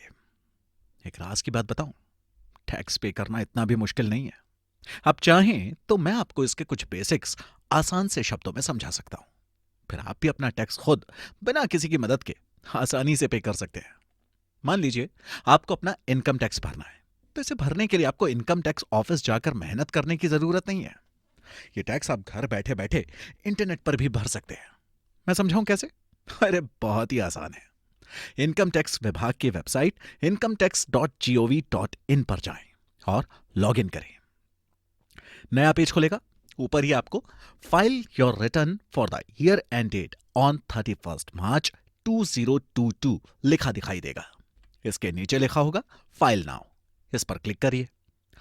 नेक्स्ट पेज पर आपको सेलेक्ट असेसमेंट ईयर का ऑप्शन दिखेगा। इसमें आपको 2021-22 चुनना है। इसके बाद इसके नीचे लिखे ऑनलाइन पर क्लिक करके नीचे लिखे कंटिन्यू पर क्लिक करें। अब सामने जो पेज खुलेगा उसमें आपका स्टेटस पूछा जाएगा। इसमें आपको इंडिविजुअल, HUF यानी हिंदू अनडिवाइडेड फैमिली और अदर्स का ऑप्शन मिलेगा। आपको इंडिविजुअल का ऑप्शन चूज करके कंटिन्यू पर क्लिक करना है। अब पूछा जाएगा कि आप कौन सा ITR फॉर्म भरना चाहते हैं। आप एक नौकरी पेशा हैं तो आपको ITR 1 सेलेक्ट करना होगा। अगर आप कोई दूसरा फॉर्म भरते हैं तो उसे भी चुन सकते हैं, लेकिन यहां पर मैं नौकरी पेशा के हिसाब से ITR 1 फॉर्म भरना बता रहा हूं। तो ITR 1 पर सेलेक्ट करके नीचे नीले रंग के बॉक्स में लिखे प्रोसीड विद ITR 1 पर क्लिक करें। यहां आपको मिलेगा कि ITR फाइल करने की प्रक्रिया यानी ये प्रोसेस 3 स्टेप में पूरा होगा। इसके ठीक नीचे लिखे लेट्स गेट स्टार्टेड पर क्लिक कर दीजिए और आगे बढ़ जाइए। इसके बाद जो पेज खुलेगा उसमें आपसे पूछा जाएगा कि आप किस वजह से आयकर रिटर्न फाइल कर रहे हैं। यहां आपको कुछ ऑप्शंस मिलेंगे जिनमें अदर्स का ऑप्शन भी होगा। आपको जो सही लगता है उस पर क्लिक करके कंटिन्यू बटन पर क्लिक करना है। जैसे मान लीजिए कि आप नौकरी पेशा है और सालाना इनकम 5 लाख रुपए है। इंश्योरेंस वगैरह स्कीम में अगर आप रकम जमा करते हैं तो taxable income is more than basic exemption limit पर क्लिक करें। इसके तुरंत बाद आपके सामने एक मैसेज आ जाएगा कि इनकम टैक्स विभाग की तरफ से कुछ इंफॉर्मेशन पहले से ही भर दी गई हैं, बस आप उनको कंफर्म कर दीजिए। अब validate your returns breakup pre filed में आपको 5 ऑप्शंस दिखाई देंगे। आपको बारी बारी सब सेक्शंस खोलने हैं और उनकी जानकारी चेक करनी है। नौकरी पेशा लोगों को यहां कुछ खास दिक्कत नहीं होगी, क्योंकि यहां पर उनके फॉर्म 16 के आधार पर ज्यादातर इंफॉर्मेशंस पहले से ही भरी हुई मिलेंगी। इसमें आपकी सैलरी से लेकर उस पर मिले डिडक्शंस और टैक्स जैसी सारी इंफॉर्मेशंस दिखाई देंगी, जिन्हें आपको कंफर्म करना होगा। इन जानकारियों को फॉर्म 26AS और AIS में दी गई जानकारियों से मिला लें। अलग कोई लेन देन ITR 1 में दर्ज नहीं है तो उसे भर दें। सारी जानकारी पूरी करने के बाद आपको प्रोसीड बटन पर क्लिक करना होगा। इसके बाद आपको सामने जो पेज खुलेगा उसमें आपकी तरफ से भरी गई जानकारियों की पूरी समरी आ जाएगी। आप उसे अच्छे से देखकर प्रीव्यू रिटर्न पर क्लिक कर दें। अब जो पेज खुलेगा उसमें आपको अपने रिटर्न को प्रीव्यू और सबमिट करने का ऑप्शन मिलेगा। यहां आपको अपना नाम, पिता का नाम और पेन नंबर लिखा मिलेगा। साथ ही यह भी बताया हुआ मिलेगा कि आप खुद यानी सेल्फ के लिए यह रिटर्न फाइल कर रहे हैं। यह सब चेक करने के बाद प्रोसीड टू प्रीव्यू पर क्लिक करें। अब आपके सामने ITR का पूरा फॉर्म आ जाएगा, जिसमें आप अपनी सारी जानकारियां देख सकेंगे। आप चाहें तो यह फॉर्म डाउनलोड कर सकते हैं या फिर प्रिंट ले सकते हैं। इसके बाद फॉर्म में नीचे जाएं और प्रोसीड टू वैलिडेशन पर क्लिक करें। अगर ITR फॉर्म भरने में कोई गलती हो गई है तो आपको उन गलतियों की लिस्ट दिखने लगेगी। आप जिस भी गलती पर क्लिक करेंगे सीधे गलती वाली जगह पहुंच जाएंगे और गलती को सुधार सकेंगे। जब आप अपनी सारी गलतियों को सुधार लेंगे तो नीचे राइट साइड में प्रोसीड टू वैलिडेशन पर क्लिक करें। नया पेज खुलेगा और आपके सामने मैसेज आएगा कि आपका वैलिडेशन सफल हो गया है। अब प्रोसीड टू वेरिफिकेशन पर क्लिक करें। यहां ITR वेरीफाई करने के 3 ऑप्शंस मिलेंगे। पहला, ई वेरीफाई नाउ। इससे आप Aadhaar OTP, pre validated bank account या प्री वैलिडेटेड डीमैट अकाउंट से अपना आईटीआर वेरीफाई कर सकते हैं। दूसरा, ई वेरीफाई लेटर। इसमें ई वेरीफाई करने के लिए 120 दिन का वक्त मिलेगा। तीसरा option verify via ITR V का होगा, जिसमें आपको आईटीआर वी फॉर्म साइन करके स्पीड पोस्ट के जरिए इनकम टैक्स विभाग की तरफ से दिए गए पते पर बेंगलुरु भेजना होगा। आप पहले ऑप्शन यानी ई वेरीफाई नाउ को चुनें। इसके लिए ध्यान रखें कि आपके आधार कार्ड में आपका फोन नंबर रजिस्टर होना चाहिए। ई वेरीफाई नाउ पर क्लिक करने के बाद नया पेज खुलेगा। पहला ऑप्शन होगा कि आप ई वेरीफाई उस मोबाइल पर ओटीपी के जरिए करना चाहते हैं जो आधार से लिंक है। इस ऑप्शन पर क्लिक करें। अब आपको आधार से लिंक मोबाइल पर 6 डिजिट का एक ओटीपी आएगा। ओटीपी को भरने के बाद वैलिडेट पर क्लिक करें। आपकी आईटीआर फाइल करने की प्रोसेस पूरी हो चुकी है। इसके बारे में आपको मोबाइल और ईमेल आईडी पर जानकारी तुरंत आ जाती है। इन सभी स्टेप्स को फॉलो करने के बाद आईटीआर फाइल करने की प्रोसेस आपकी तरफ से पूरी हो चुकी है। फाइलिंग के बाद इस रिटर्न को चेक किया जाता है। सब कुछ सही है तो प्रोसेस 24 घंटे में पूरा हो जाता है। वहीं अगर इनकम टैक्स डिपार्टमेंट आपके द्वारा दी गई जानकारी से अनसेटिस्फाइड है तो आपको फिर से पूरी और सही जानकारी के साथ रिटर्न फाइल करना पड़ता है। 31 मार्च 2022 तक आप कितनी भी बार फाइनेंशियल ईयर 2020-21 की रिवाइज्ड रिटर्न फाइल कर सकते हैं। रिवाइज्ड रिटर्न फाइल करने पर कोई लेट फीस नहीं देनी होती। आईटीआर फाइल करने में कोई परेशानी आए तो बेहतर होगा कि किसी सीए या एक्सपर्ट की सलाह लें। आई नो कि आपको लग रहा होगा कि इनकम टैक्स भरना जी का जंजाल है, लेकिन अगर आपने ये नहीं किया तो फिर जो मुश्किलें आपको झेलनी पड़ेंगी उन्हें देखकर आप यही कहेंगे कि इससे अच्छा तो इनकम टैक्स रिटर्न ही भर देते। अपने एक्सपीरियंस से बता रहा हूं, देखना आप बाद में मुझे थैंक यू ही बोलेंगे। पर इस बीच आप हमारा अगला एपिसोड सुनना मत भूल जाना। उसमें मैं जीएसटी के बारे में बताऊंगा। अरे जनाब, इनकम टैक्स के बाद ये जीएसटी ही है जिसका नाम सुनते ही लोगों के पसीने छूट जाते हैं। लेकिन कुछ भी कहिए, है बड़ी ही इंटरेस्टिंग चीज। मिलते हैं नेक्स्ट एपिसोड में, तब तक सुनते रहिए कुकू एफएम, सुने जो मन चाहे। जीएसटी ने बदला भारत में टैक्स का सिनेरियो। जब जीएसटी आया था तो एक बार तो लोगों में हल्ला मच गया था। कोई कह रहा था कि यह टैक्स जनता की कमर तोड़ के रख देगा, तो कोई कह रहा था कि इससे देश की अर्थव्यवस्था रॉकेट बनकर आसमान छूने लगेगी। अब कहने वाले हजार तो बातें भी हजार, और हिंदुस्तान में तो 125 करोड़ हैं। लेकिन अगर देखा जाए तो जीएसटी ने बिजनेस की दुनिया की शक्ल बदल के रख दी है। इसके बहुत सारे कारण हैं जिन्हें मैं इस एपिसोड में बताने वाला हूं। अगर कुछ आपको मालूम हो तो आप भी बताइएगा। सबसे पहली खासियत तो यही है इसकी कि इसकी वसूली प्रोडक्शन पर नहीं बल्कि कंजम्पशन पर होती है। यानी जीएसटी सिस्टम में टैक्स तब बनता है जब कोई सामान या सेवा बेची जाती है। उस सामान या सर्विस की लास्ट प्राइस पर जो भी जीएसटी बनता है वो उसमें ऐड कर दिया जाता है। सामान या सर्विस की सप्लाई देने वाला यानी सेलर इसे सप्लाई लेने वाले यानी कंज्यूमर से वसूलता है। बाद में इसे सरकार के खाते में जमा कर देता है। मतलब यह कि जीएसटी की वसूली की जिम्मेदारी सामान या सर्विस देने वाले पर होती है। दूसरा है कि किसी भी सामान के प्रोडक्शन से लेकर लास्ट कंज्यूमर के हाथ में पहुंचने तक इसे कई बार खरीदा बेचा जा सकता है। अब क्योंकि जीएसटी सिस्टम में हर परचेज और सेल्स पर टैक्स चुकाना पड़ता है, ऐसे में सामान लास्ट कंज्यूमर तक पहुंचने पर बहुत महंगा हो जाएगा। लेकिन ऐसा नहीं होता, क्योंकि इसमें इनपुट क्रेडिट सिस्टम लागू होता है। इस सिस्टम में आखिरी स्टेज पर टैक्स लगने से पहले जहां जहां टैक्स जमा किया गया है उसको वापस पाने का भी सिस्टम है। अगर आप लास्ट या एक्चुअल यूजर नहीं है और पहले के किसी स्टेज में आपने जीएसटी जमा किया है तो उसके बदले आपको क्रेडिट्स मिलते हैं। इन क्रेडिट्स का इस्तेमाल आप सरकार को जीएसटी भुगतान के लिए कर सकते हैं। हर महीने जीएसटी रिटर्न भरने के दौरान आप टैक्स क्रेडिट सिस्टम के माध्यम से अपना जीएसटी एडजस्ट भी करा सकते हैं। अब ये टैक्स क्रेडिट सिस्टम क्या है, ये मैं एग्जाम्पल के साथ आगे बताऊंगा। तीसरा है कि जीएसटी के पहले जो टैक्स सिस्टम था उसमें न सिर्फ एक सामान पर कई अलग अलग टैक्स लगते थे, बल्कि कई मामलों में टैक्स के ऊपर भी टैक्स लग जाते थे।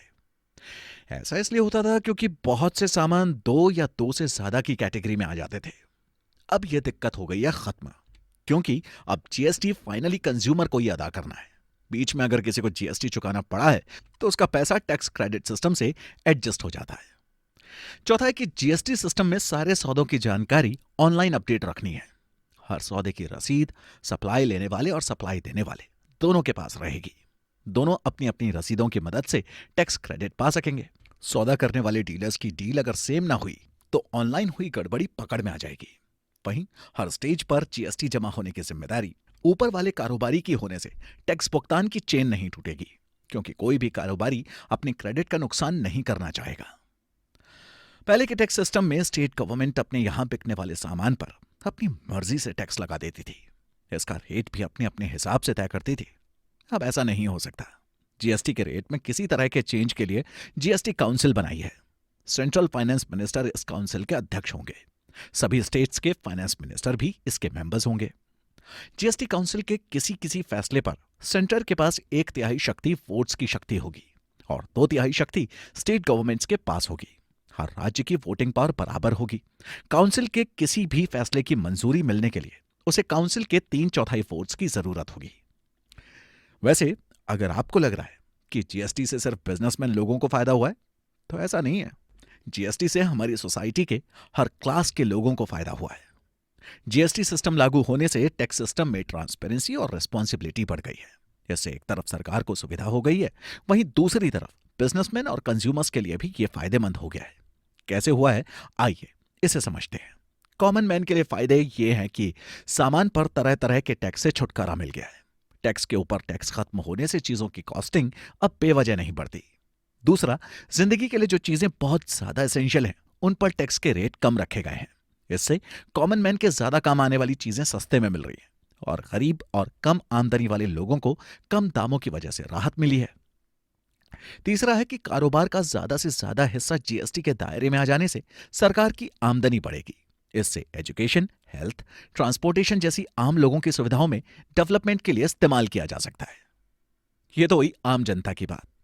अब जानते हैं कि जीएसटी से बिजनेसमैन को क्या फायदे हुए। बिजनेसमैन के लिए फायदे ये हैं कि हर राज्य में टैक्स का अलग अलग ढांचा होने से कारोबारियों के लिए उसे समझना आसान नहीं था। तरह तरह की चुंगियां अलग से बोझ बढ़ा देती थीं। टैक्स ऑफिसर्स और एम्प्लॉयज भी इन कॉम्प्लिकेटेड रूल्स और रेगुलेशंस का बहुत ही गलत फायदा उठाते थे। अब कारोबारियों को इन झंझटों से नहीं गुजरना पड़ता।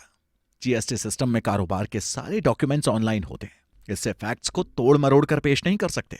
किसी तरह की गलती होने पर या डॉक्यूमेंट्स खो जाने पर उसे ऑनलाइन ही सुधारने की फैसिलिटी होती है। कारोबारियों को बेमतलब दफ्तरों के चक्कर नहीं लगाने पड़ते। छोटे बिजनेस और बिजनेसमैन को बढ़ावा देने के लिए सेंटर और स्टेट गवर्नमेंट्स रिबेट्स देती हैं। इसका फायदा उठाने के लिए बड़े कारोबारी भी अपने बड़े बिजनेस को ही कई छोटे छोटे हिस्सों में करके दिखाते थे। जीएसटी सिस्टम में इसकी जरूरत नहीं पड़ती।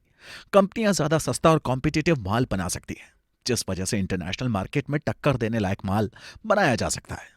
जीएसटी के गवर्नमेंट और एडमिनिस्ट्रेशन के लिए फायदा यह है कि पहले जो सिस्टम था उसमें मार्केट का एक बहुत बड़ा हिस्सा अंडरग्राउंड होता था। माल के प्रोडक्शन से लेकर सेल्स तक के सीक्वेंस में बहुत सी जगहों पर काम दिखाया ही नहीं जाता था। उन पर टैक्स भी सरकार को नहीं मिल पाता था। जीएसटी में ऐसे छूटे हुए लोग भी अब टैक्स की इस चेन में जुड़ चुके हैं। इससे टैक्स चोरी की गुंजाइश कम हो जाती है और सरकार की इनकम बढ़ती है। हर स्टेज पर खरीदारी और सेल्स के बिल का मिलान होना जरूरी होता है। तभी पहले के स्टेजेस में जमा किया गया टैक्स क्रेडिट का फायदा कारोबारियों को मिल सकेगा। इस चेन में क्योंकि हर किसी को बिल देना और बाद में उनकी रसीद पेश करना जरूरी होगा। इससे मार्केट पूरी तरह से अकाउंटेड हो जाएगा और ब्लैक मार्केटिंग पर लगाम लगेगी। पहले जो टैक्स सिस्टम था उसमें एक ही सामान अलग अलग स्टेट्स में अलग अलग दाम पर मिलता था। कुछ लोग इसका फायदा उठाते थे और आसपास के राज्यों से सस्ते सामान की स्मगलिंग करते थे। अब पूरे देश में एक जैसा टैक्स होने से चीजों के दाम एक जैसे ही होंगे। इससे तस्करी पर लगाम लगेगी और इससे स्मगलिंग जैसी एक्टिविटीज भी कम होंगी। टैक्सेस की संख्या कम होने से सेंट्रल और स्टेट के ऑफिसर्स और एम्प्लॉयज पर बोझ भी कम होगा। रजिस्ट्रेशन और टैक्स पेमेंट रिलेटेड सारे डिटेल्स ऑनलाइन होने से निगरानी बहुत आसान हो जाएगी। रिकवरी की लागत में कमी आएगी। सरकारों के लिए टैक्स एडमिनिस्ट्रेशन और मैनेजमेंट का काम बहुत आसान हो जाएगा। अगर आपको भी जीएसटी आने के बाद कुछ राहत मिली हो तो बचत के पैसों से थोड़ा दान धर्म शुरू कर दीजिए। इसके 2 फायदे हैं। पहला तो ये कि आप थोड़ा पुण्य कमा लेंगे और दूसरा ये कि दान धर्म के नाम पर इनकम टैक्स में छूट भी अच्छी मिल जाती है। सोच लीजिए, ये वो आदत है जिसमें फायदा ही फायदा है। और हाँ, जब भी दान करने का मन हो मुझे जरूर बताइएगा। मैं पहुंच जाऊंगा आपके दरवाजे पर अपनी झोली फैलाए। और तब भी यही रिक्वेस्ट करूंगा कि सुनना मत भूलिएगा हमारा अगला एपिसोड, जिसमें मैं आपसे स्टैंप ड्यूटी के बारे में बात करने वाला हूं। ये होती छोटी सी है लेकिन बवाल बड़े बड़े करती है। सुनते रहिए कुकू एफएम, सुने जो मन चाहे। Stamp duty. हमारे अपने घर का मालिक होना हम में से ज्यादातर के लिए एक सपना है। हालांकि देश भर में प्रॉपर्टी की कीमतें आसमान छू रही हैं, जिसकी वजह से घर खरीदना मुश्किल हो गया है, खासकर जिंदगी के शुरुआती दिनों में। एक घर की खरीद में न केवल सही घर ढूंढना बल्कि आपके होम लोन एप्लीकेशन का मंजूर होना भी शामिल है। और ये फाइनल करने के इस पूरे प्रोसेस के दौरान कि घर खरीदने के लिए जो जरूरी अमाउंट हमें चाहिए वो हमारे पास पूरा है या नहीं, हम अक्सर स्टैंप ड्यूटी और रजिस्ट्रेशन फीस के खर्च को नजरअंदाज कर देते हैं, जिससे हमारे बजट्स गड़बड़ा जाते हैं। ये फीस अक्सर लोकल रेट्स के बेसिस पर एक म्युनिसिपैलिटी एरिया से दूसरे में अलग अलग होती है। स्टैंप ड्यूटी किसी भी तरह के ट्रांजैक्शन पर लगाया जाने वाला टैक्स है। इनमें agreement, sales agreement, power of attorney आदि शामिल हो सकते हैं। टेक्निकली ये एक ऐसा टैक्स है जो किसी भी डॉक्यूमेंट को पाने के लिए पे किया जाता है, जो ट्रांसफर करने, लिमिटेड करने, एक्सटेंड करने और रिकॉर्ड करने की फैसिलिटी देता है। साल 1899 में इंडियन स्टैंप एक्ट के पास होने के बाद स्टैंप ड्यूटी एग्जिस्टेंस में आई है। स्टैंप ड्यूटी के पेमेंट के बाद ये डॉक्यूमेंट कानूनी रूप से लीगल हो जाते हैं और अदालत में ये डॉक्यूमेंट्स रिकॉग्नाइजेबल डॉक्यूमेंट्स होते हैं। स्टैंप ड्यूटी को समझने के बाद अब आगे समझते हैं कि इसकी कैलकुलेशन कैसे होती है। स्टैंप ड्यूटी की कैलकुलेशन प्रॉपर्टी के प्राइस पर बेस्ड होती है। इसको लेकर हर स्टेट के अपने रूल्स हैं, जिनके आधार पर इसको कैलकुलेट किया जा सकता है। इसका पेमेंट आमतौर पर स्टेट गवर्नमेंट ने जो सर्कल रेट डिसाइड की हुई होती है उसके बेस पर होता है। स्टैंप ड्यूटी प्रॉपर्टी के कैटेगरी यानी कि रेजिडेंशियल या कमर्शियल, साथ ही साथ अर्बन और रूरल एरियाज के बेस पर भी अलग अलग होती है। ऐसे 3 तरीके हैं जिसमें आप अपने पास मौजूद नई प्रॉपर्टी के लिए स्टैंप ड्यूटी पे कर सकते हैं। आप नॉन ज्यूडिशियल स्टैंप पेपर, ई स्टाम्पिंग या फ्रैंकिंग के जरिए पेमेंट कर सकते हैं। आप किसी फ्रैंकिंग एजेंसी या किसी बैंक के जरिए फीस का पेमेंट कर सकते हैं, जो इस तरह के पेमेंट्स को एक्सेप्ट करने के लिए ऑथोराइज्ड है। हालांकि फ्रैंकिंग में उस स्टेट के बेस पर कुछ एक्स्ट्रा फीस भी होती है जिसमें आप प्रॉपर्टी खरीद रहे हैं। रजिस्ट्रेशन फीस उन प्रॉपर्टियों पर लागू होती है जिनकी कीमत 30,000 रुपए से ज्यादा है। इस फीस का कैलकुलेशन आमतौर पर एग्रीमेंट प्राइस या मार्केट प्राइस जो भी कम हो उसके 1% पर की जाती है। आदमियों के लिए स्टैंप ड्यूटी दिल्ली, तमिलनाडु और पश्चिम बंगाल में 6%, यूपी और पंजाब में 8%, आंध्र प्रदेश में 3%, एमपी में आधा % और असम में 1% है। महिलाओं के लिए यह ड्यूटी दिल्ली और पंजाब को छोड़कर बाकी सब जगह उतनी ही है जितनी आदमियों के लिए है। दिल्ली में औरतों के लिए यह स्टैंप ड्यूटी 4% और पंजाब में 7% है।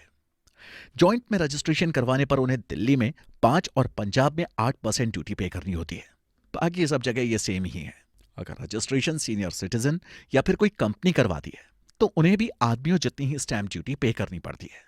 बस ये जरूर ध्यान रखें कि ये स्टैंप ड्यूटी की सभी रेट्स कभी इन्फ्लेशन, कभी गवर्नमेंट पॉलिसीज और कभी एनुअल बजट्स के अकॉर्डिंग बदलती रहती है। स्टैंप ड्यूटी के पेमेंट्स को पूरा करने के बाद डॉक्यूमेंट्स को रजिस्टर करवाना होता है। जिस जगह पर प्रॉपर्टी है वहां के सब रजिस्ट्रार से रजिस्ट्रेशन करवाना होता है। यह प्रोसेस साल 1908 के इंडियन रजिस्ट्रेशन एक्ट में डिटेल में बताई गई है। ये डॉक्यूमेंट्स के रिकॉर्ड्स को सही से मेंटेन करने के लिए करते हैं ताकि आपको आपकी नई एसेट की ओनरशिप मिल जाए। डॉक्यूमेंट्स के रजिस्ट्रेशन में डॉक्यूमेंट्स को बहुत ही सीरियसली चेक किया जाता है और ये एक डिटेल्ड प्रोसेस है। कुछ जरूरी डॉक्यूमेंट्स जो आपको रजिस्ट्रेशन के टाइम पर चाहिए होते हैं वो हैं सेलर के साथ साथ बायर दोनों के PAN card, passport, driving licence जैसे पहचान के डॉक्यूमेंट्स। 2 डॉक्यूमेंट्स के साथ ओरिजिनल एग्रीमेंट जो कि सब रजिस्ट्रार के कंफर्मेशन के लिए देना होता है। स्टैंप ड्यूटी के पेमेंट का सर्टिफिकेट, ट्रांजैक्शन का स्टेटमेंट, पेमेंट किए गए टैक्स का अकाउंट सर्टिफिकेट और रसीद। इस सारे प्रोसेस के बाद आपको एक यूनिक सीरियल नंबर के साथ एक रसीद दी जाएगी जो यह दिखाता है कि रजिस्ट्रेशन प्रोसेस सक्सेसफुली कंप्लीट हो गया है। अब शायद आपको समझ में आ गया होगा कि स्टैंप ड्यूटी छोटी मगर कितनी इंपॉर्टेंट चीज है। भगवान करे आप भी देश के अलग अलग स्टेट्स में नई नई प्रॉपर्टीज बनाएं और तब आपको जब स्टैंप ड्यूटी पे करनी पड़े तो मेरी ये बातें शायद आपके लिए हेल्पफुल हों। जरूरत तो आपको शायद टीडीएस को भी जानने की पड़ेगी, इसलिए मैंने प्लान किया है कि अगले एपिसोड में मैं आपको टीडीएस के बारे में बताऊंगा। आप मिस तो नहीं करने वाले हैं ना? कुक्कू एफएम, सुने जो मन चाहे। टीडीएस भाई, पहले जेब में कुछ धन पानी आ जाए, उसके बाद अगर टैक्स चुकाना पड़े तो बात एक बार फिर भी समझ में आती है। मगर टैक्स काट कर ही अगर आपको आपकी पेमेंट दे दी जाए तो ऐसा लगता है कि कैची पेमेंट पर नहीं बल्कि आपके दिल पर चल गई है। लेकिन अगर मैं कहूं कि यह तो बहुत ही अच्छी बात है कि आपका पेमेंट आपको टीडीएस काट कर मिला, जी यूं समझिए कि हजार झंझटों से छुट्टी मिली। भाई, टैक्स तो आगे और पीछे चुकाना ही है, तो पहले क्या और बाद में क्या। आइए, मैं आपको टीडीएस के बारे में वो सब कुछ बताता हूं जो इनकम पर लगने वाले इस टैक्स के बारे में आपको जानना चाहिए। टीडीएस का मतलब होता है tax deducted at source. TDS एक तरह का टैक्स डिडक्शन है जो किसी को उसकी इनकम का पेमेंट करने से पहले ही काट कर रख ली जाती है। इस रकम को आगे चलकर सरकार यानी सेंट्रल गवर्नमेंट के पास जमा करना पड़ता है। पैन नंबर से आपके टैक्स अकाउंट में इसका रिकॉर्ड भी जमा हो जाता है, यानी कि सरकार के पास भी यह आपके नाम पर ही जमा होता है। बस इसे काट कर सरकार के पास जमा करने की जिम्मेदारी उस कंपनी या ऑर्गेनाइजेशन की होती है। इस सिस्टम में टैक्स काटने वाले को डिडक्टर और टैक्स कटवाने वाले को डिडक्टी कहते हैं।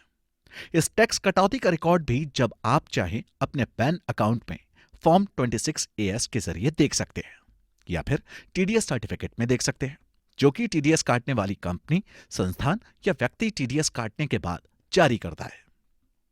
अब यह समझते हैं कि इसे टीडीएस या टैक्स डिडक्टेड एट सोर्स का नाम क्यों दिया गया है। दरअसल होता क्या है कि एक लिमिट से ज्यादा सैलरी, फिलहाल यूं मान लीजिए कि सालाना 2.5 लाख रुपए होने पर आपकी कंपनी आपको सैलरी देने के पहले ही उसमें से टैक्स काट कर रख लेती है। बाकी बची रकम ही आपको वो देती है। काट कर रखे गए टैक्स को बाद में वो सरकार के पास जमा कर देती है।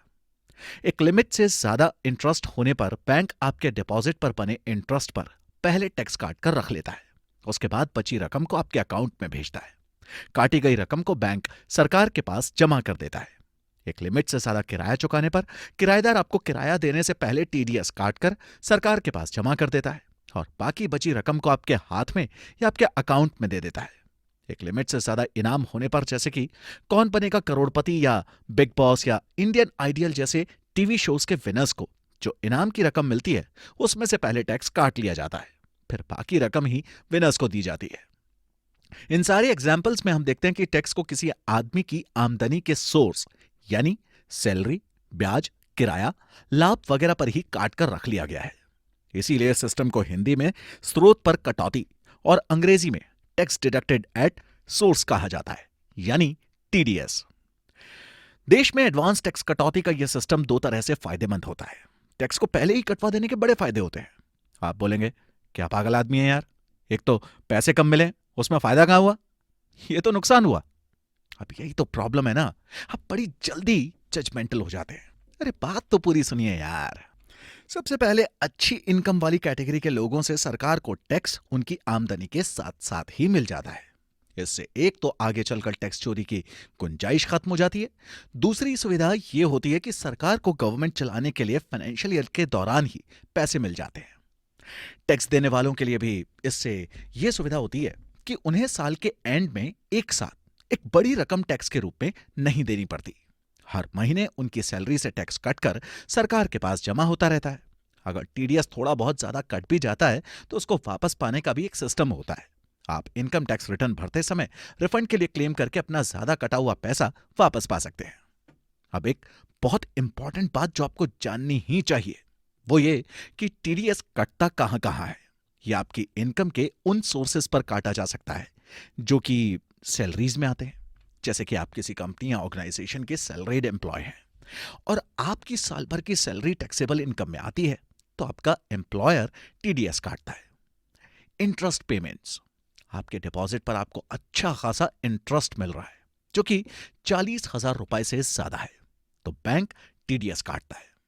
कमीशन पेमेंट्स, किसी फर्म की ओर से कोई काम करवाने के लिए या किसी सौदे जैसी प्रॉपर्टी वगैरह में आपको बड़ा कमीशन मिल रहा हो। रेंटल पेमेंट्स, आपको मकान के किराए में हर महीने 20,000 रुपए से ज्यादा का किराया मिल रहा हो तो किराएदार को टीडीएस काटना होता है। कंसल्टेशन फीस, आपको किसी फर्म से एज अ वकील, chartered accountant, financial planner consultation fees मिल रही हो। प्रोफेशनल फीस, आपको किसी फर्म ने आपकी प्रोफेशनल स्किल के बेस पर हायर कर रखा हो तो। ये ऑप्शन सिर्फ उन्हीं सिचुएशंस में लागू होते हैं जब इन्हें प्रोफेशनल लेवल पर किया जाता है, जैसे कि लोग वकील, डॉक्टर वगैरह को जो कंसल्टेशन फीस देते हैं उस पर टीडीएस काटने का कोई नियम नहीं है। लेकिन अगर कोई फर्म ये सेवाएं लेती है तो टीडीएस काट कर फीस पेमेंट करेगी। टीडीएस काटने और इसके जमा करने को लेकर इनकम टैक्स डिपार्टमेंट की ओर से कुछ रूल्स बनाए गए हैं, जिन्हें ढंग से फॉलो ना करने पर जुर्माना, ब्याज या लेट फीस लग सकती है। जैसे पेमेंट देने की लास्ट डेट या एक्चुअल पेमेंट जो भी पहले हो, तो उस पर समय तक टीडीएस काट लिया जाना चाहिए। इसमें लेट करने पर 1% पर मंथ की दर से इंटरेस्ट भरना पड़ेगा। टीडीएस काटने वाले को कलेक्ट की गई रकम को अगले महीने की 7 तारीख तक सरकार के पास जमा कराना कंपलसरी है। ऐसा न कर पाने पर पूरी रकम पर हर महीने 1.5% पर मंथ का ब्याज अलग से देना पड़ेगा। तीसरा है कि हर महीने जो टीडीएस काटा जाता है उसका रिटर्न हर तिमाही के अगले महीने की लास्ट डेट तक दाखिल किया जाना कंपलसरी है, यानी कि फाइनेंशियल ईयर की 31 जुलाई, 31 अक्टूबर, 31 जनवरी और 31 मई तक। ऐसा ना कर पाने पर 200 रुपए पर डे के हिसाब से लेट फीस भरनी पड़ेगी।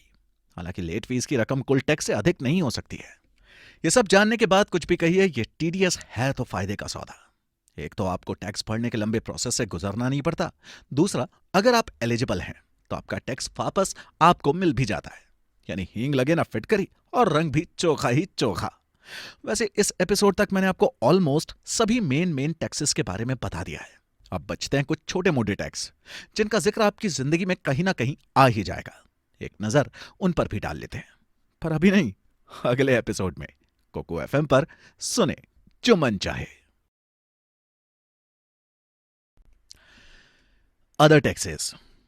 टैक्स की ये दुनिया ऐसे तो बड़ी लंबी चौड़ी है, पर इसमें घुसने के बाद अगर हम सिर्फ वहीं जाएं जिस टैक्स से रिलेटेड आपका काम है, तो फिर कभी इस दुनिया में आप खोएंगे नहीं।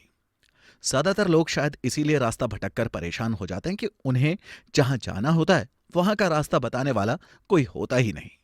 पर अब तो आपको इसके सारे बड़े बड़े रास्तों का पता हमने दे ही दिया है, मगर कुछ छोटी छोटी गलियां अभी भी बाकी रह गई हैं, जिनमें से आपको कभी ना कभी गुजरना पड़ ही सकता है। तो लगे हाथ एक नजर इन गलियों पर भी डाल ही लीजिए। मेरा मतलब है उन छोटे छोटे टैक्सेस पर जो आपको अपनी रूटीन लाइफ में कहीं ना कहीं कभी ना कभी चुकाने पड़ते हैं। जैसे एंट्री टैक्स।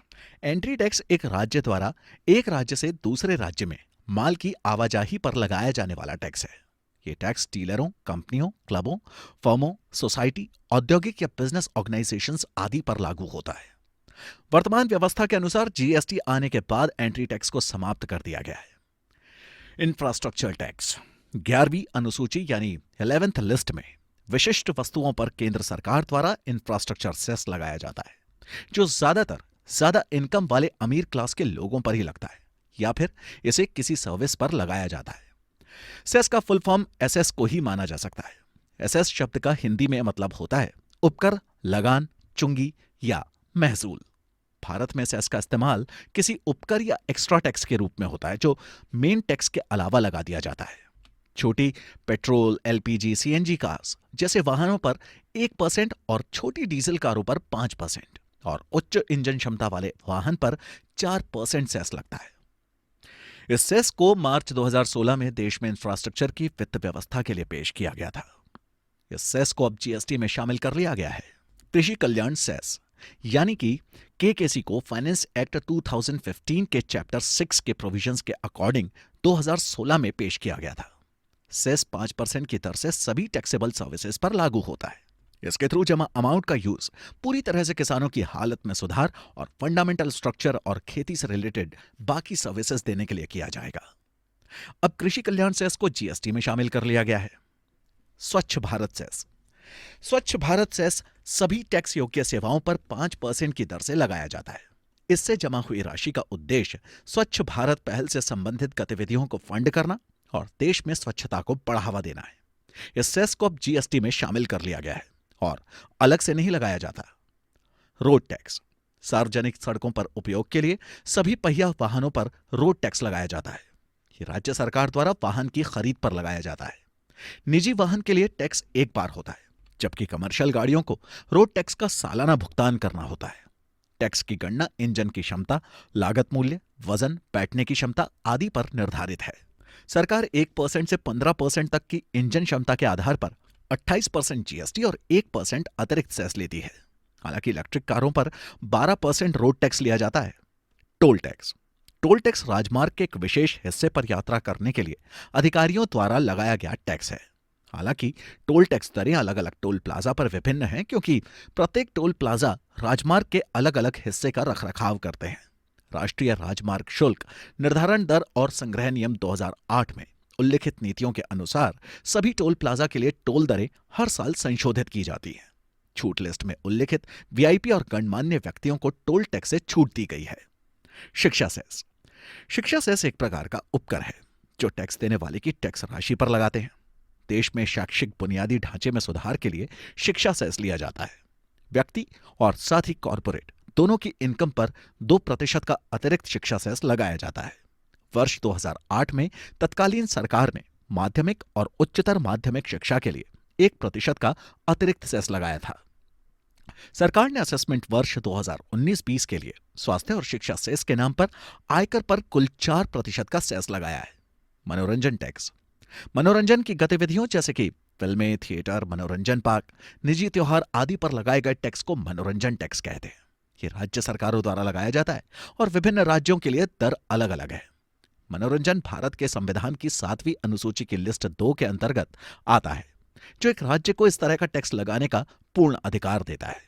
जीएसटी आने के बाद इसे हटा दिया गया है और फिल्मों, मनोरंजन पार्कों आदि पर 28% का टैक्स लगाया जाता है, जबकि थिएटर, नाटक, सर्कस और भारतीय शास्त्रीय शो पर 18% टैक्स लगता है। Property tax. Real estate project के साथ भूमि पर लगाए जाने वाले टैक्स को प्रॉपर्टी टैक्स कहते हैं। स्थानीय सरकार घर के वर्तमान मालिक पर टैक्स लगाती है। अलग अलग राज्यों के लिए यह टैक्स अलग अलग होता है और स्थानीय स्तर पर नगर निकाय को टैक्स जमा कराने के लिए यह अधिकार दिया जाता है। टैक्स का भुगतान करने की जिम्मेदारी पूरी तरह से संपत्ति के मालिक पर होती है। टैक्स दर संपत्ति के उपयोग पर भी निर्भर करती है कि वो संपत्ति कमर्शियल कार्यों के लिए उपयोग की जा रही है या फिर रहने के लिए। Professional tax. प्रोफेशनल टैक्स सभी व्यवसायों, कर्मचारियों, फ्रीलांसर्स, पेशेवरों और इन सब लोगों पर लगाया जाता है यदि इनकम एक निर्धारित सीमा से अधिक है तो। यह राज्य सरकार द्वारा लगाया जाता है और विभिन्न राज्यों में अलग अलग होता है।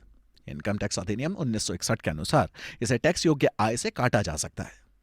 कमर्शियल टैक्स विभाग इस टैक्स को जमा करता है और फिर राशि को स्थानीय नगर निकाय के खाते में जमा कर दिया जाता है।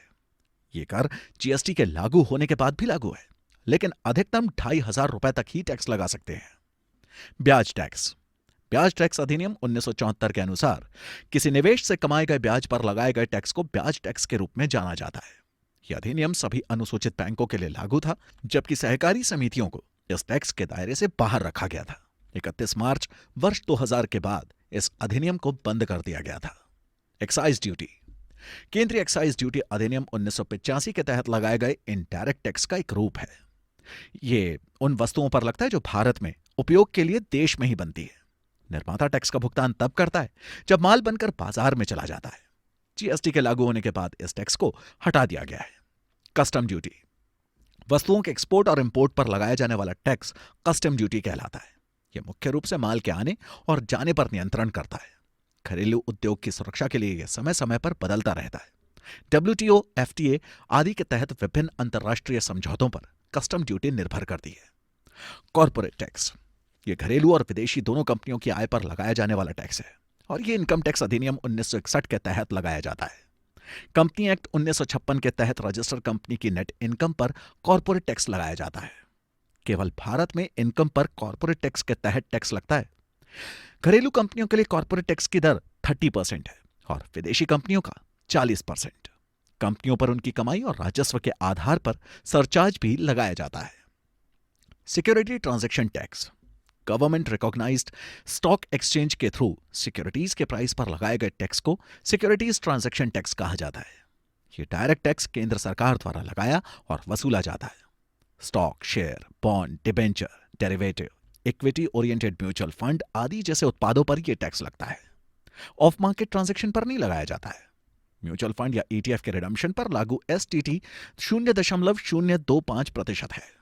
MF या ETF की बिक्री पर लगाया गया STT 0.001% है और यह केवल विक्रेता पर लगता है। ऐसे तो टैक्स की यह दुनिया इतनी लंबी चौड़ी है कि इस पर हम सारी जिंदगी भी बात करते रहें तो यह खत्म नहीं होने वाली। लेकिन हर वो सफर जो शुरू हुआ है उसे कहीं ना कहीं तो खत्म होना ही है। हमारा यह सफर भी अब यहीं खत्म हो रहा है, लेकिन सिर्फ टैक्स का सफर। हमारी बातों का सफर तो हमेशा चलता रहेगा।